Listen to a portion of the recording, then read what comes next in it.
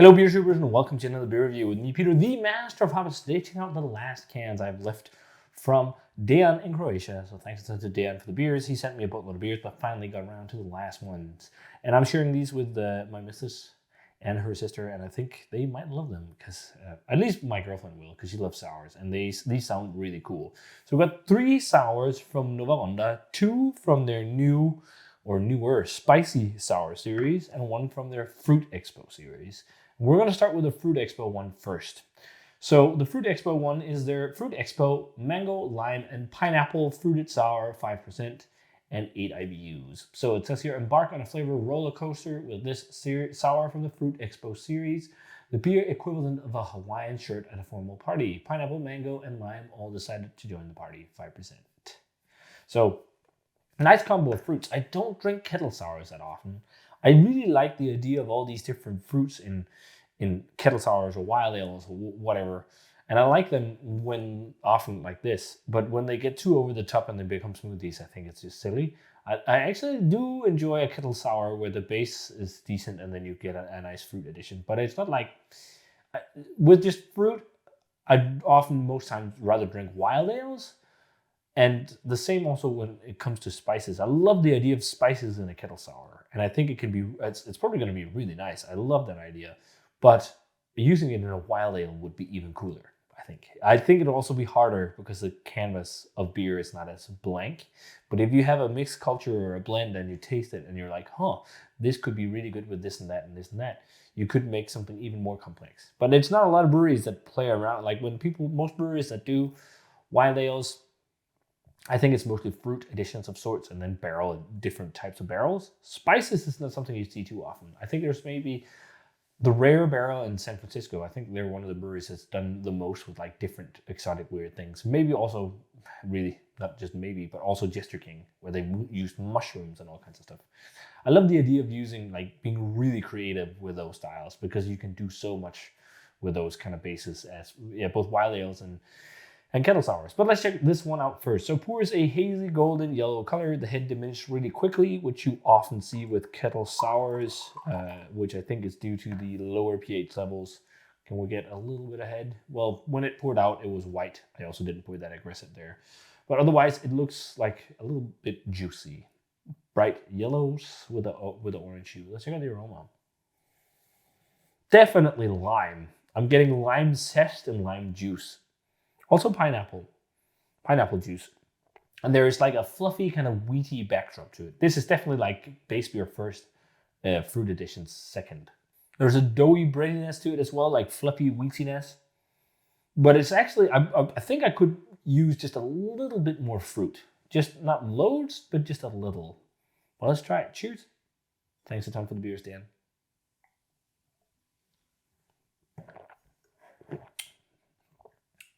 Lots of lime pith, crackery, wheaty flavors. It's not like an explosion of fruit. And it also doesn't necessarily need to be, but I think the fruits are actually really understated. I would love to have a little bit more character from the fruits. It doesn't necessarily need to be, again, it doesn't need to be smoothie, but I would want the fruits to be more forward. Because here is really lime that shines. There is a little bit there. I got a little bit of a sweet mango and a little bit of sweet pineapple. There's also a little bit of a yeasty flavor to it. Like a slightly interesting, like yeasty, chewy kind of thing. I don't know. Almost, I got more passion fruit there, which is interesting because it's pineapple and mango. But it could have more fruit, I think. It's not bad at all. It's really refreshing. Very balanced sourness. But I wanted more like vibrant fruit flavor on this. But it's good. I mean, it's a really easy drinking sour beer and a good introduction to sour beers. So let's move on to the spicy sours. Dan was kind enough to send this 2 times now. He sent me a box with some beers before moving to the house, and one of the beers was this, and it was just sitting in there, and then a couple days after I opened the box, it had leaked. So it had just seeped into the box. I was like just looking in the box, taking up the cans, like, why is this empty? And I looked in the bottom, and it just seeped into the bottom of the box, but it was not on the outside of the box, so I didn't see it because everything was just built up everywhere because we were getting ready to move.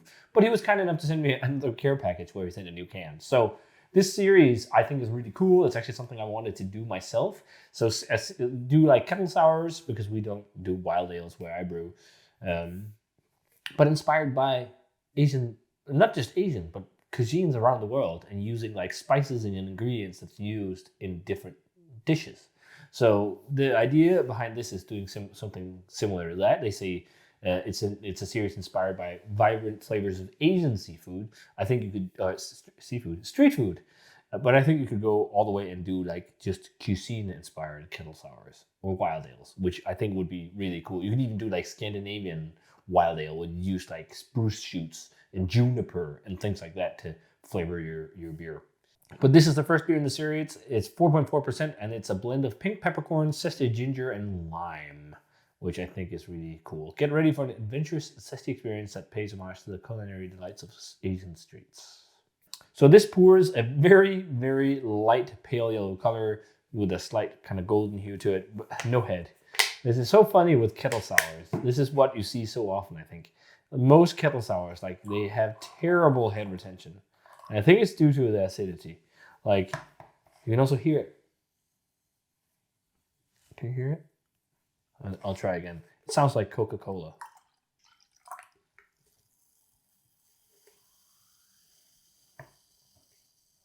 That's what you get with, like, because it just fizzes away so quickly. Oh, I got something in the glass now. Was that from my shirt? Maybe. But yeah, it looks pretty much what you expect from a kettle sour. Let's check out the aroma. Now we're talking. This smells really cool. This smells like such a food beer. These kind of kettle sours, I think, are awesome food beers. Like, these would be so amazing to match with different, like, the dishes they're inspired by. It's like, do kettle sours, or the cool thing would be wild ales because they have more complexity. Also, just with kettle sours, like if I was at a restaurant and I was served a dish with something like this as an accompaniment, I'd be really stoked. So in terms of what culinary world does this smell like?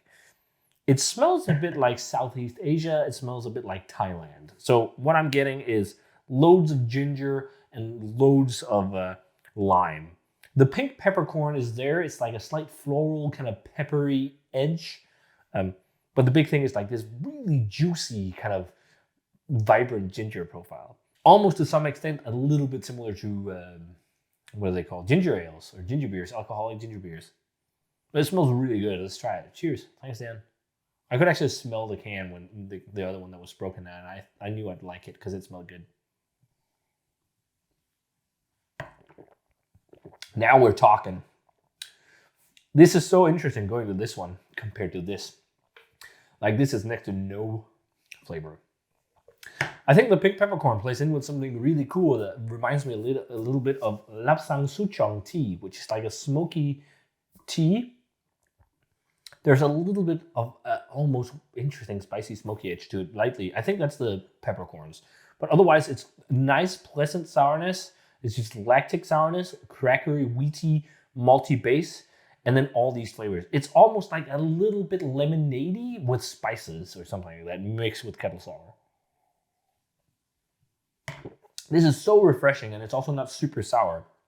Really easy to drink. This is such a food beer. This would be great with so many Thai dishes, for example. Or also Vietnamese dishes, pho or something like that. It will just pair so well with like anything that has ginger and lime, pretty much. This would be just a great match. When you match beer and food, it's often comparing flavors of a beer with the dish, or you're contrasting. And with these, comparing would make so much sense. Pair this with like, a bowl of pho, because it's so refreshing as well. The hot soup and then this refreshing spicy sour would be great. Or anything. Also, just like a big thing in Denmark now is like everyone cooks at home as well. It's bao, doing bao. This with a bao, be great. This is really good. I think this is really good. And it's interesting how much more vibrant this is. It also has a bit of a bite from the ginger. And I guess also the peppercorn. But we got our final spicy sour. And this one is called Golden Blend. This first one was just called Spicy Sour, I think. And then the additions.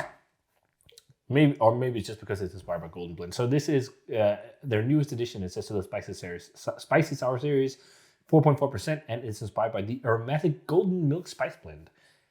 I've never heard of that spice blend, but apparently it's a spice blend that's quite common throughout Europe. I just Googled it. Ankerkraut, which is a German company that makes loads of different spices and spice mixes, which I think are great. They have some great rubs for barbecue. They make one, for example.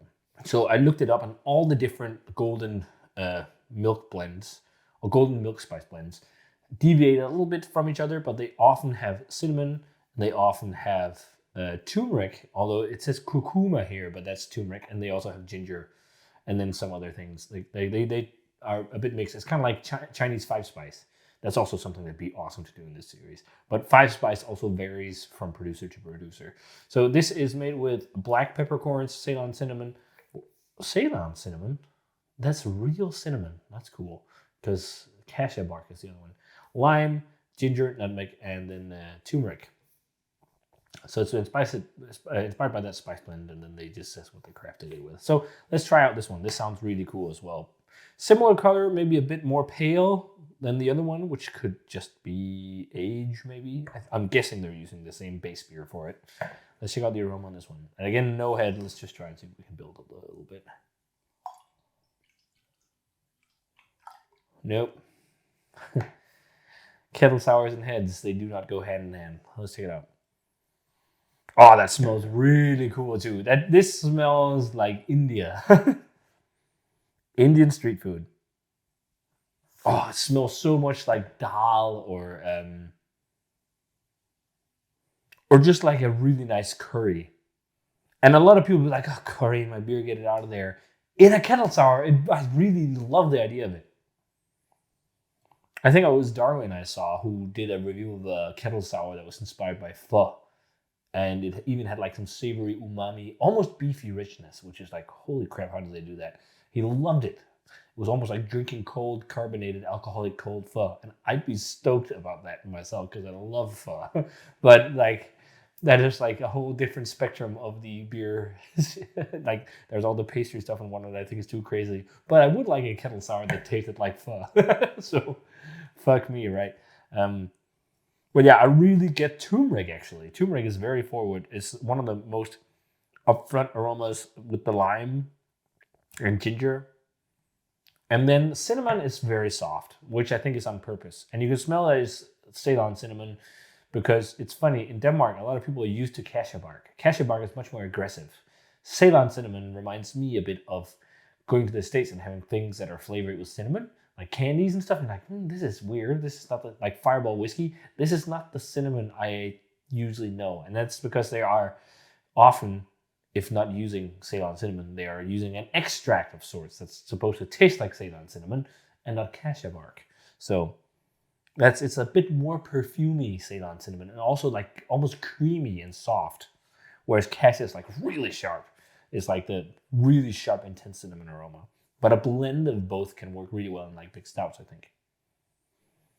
Nutmeg is also really gentle. It's almost like milky in some way because of the nutmeg. And maybe it's because I think of doing sauces in like French cooking, like bechamel sauce or like a simple white sauce where you use like a milk-based white sauce. What did they call that? I can't remember. Is that bechamel? I think it might be, yeah, bechamel, and then you can turn it into mornay with cheese. But yeah, simple like bechamel sauce, it's like creaminess because you use nutmeg in that. And you can smell like the zesty nutmeg, and then there's something that just makes it a bit creamy, so it's almost like a little bit milky. That's also something, who made that beer? I remember once back in the day, there was a brewery that made a horchata-inspired beer that was really good. You could also do like a horchata sour. That could be really cool. But yeah, it smells really good. Let's try it. Cheers.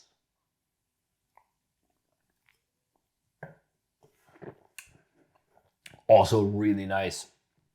There's something slightly Christmassy for me about it, but that's just because of the cinnamon. That's almost like a milky vibe. I think that's the Ceylon cinnamon and nutmeg. It makes me think of The Ceylon cinnamon makes me think of Danish Christmas, especially the rice porridge we have with cinnamon on top. And the nutmeg makes me think of the milk-based sauce, as I talked about bechamel. Those two combined things, my brain fucks me up, and then I can't help but thinking almost like milky flavors. But that's just because of the spices, because there's nothing in here that resembles milk besides maybe lactic acid, but I don't think that's in... Is it in milk? It must be, but in low thresholds. I love vibrant spices, and I love cooking with spices, and love cooking. So to me, beers like this makes total sense, especially as food beers. These would be so great to pair with something. The sourness seems a little bit more hefty in the Golden Blend. Not that it's crazy sour, but it's just like having some kind of dish that will calm down the sourness even more or contrast it would be really nice. With these, you could even look at both comparing flavor and contrasting a bit, because you have the sourness to use as a contrast. But this was a long video, I'm sorry for that, but I was geeking out hard about this because it was funny. I would say this one I wouldn't bother with again. This is all right sour beer, but these are winners. And this is making me want to do my next Kettle sour as like a spicy sour. We'll see if my boss agrees. But in terms of a grade, the fruited sour, it's all right. I think it's lacking the intensity of fruit. 82.3, something like that. It's a bit whatever. But these are awesome. Straight 90. Really nice for both. Really nice. I love the idea of adding these spices, and they really work.